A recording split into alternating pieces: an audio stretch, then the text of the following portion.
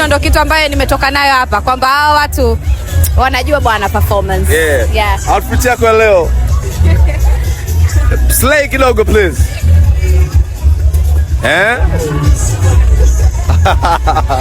Outfit yako leo umezingatia, umeshaniambia ulichozingatia, lakini natamani kuweza kujua cost yake leo imeendaje kwenye nywele yako.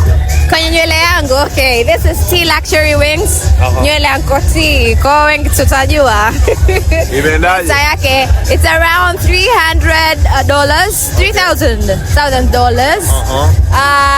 The outfit hii ni brand yangu, Manferi Designs.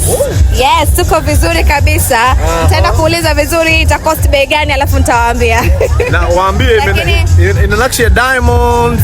Oh yeah, hizi ni crystals ambazo kuna kama kagauni ndani, alafu tunanakshia na hizi crystals kwa mkono.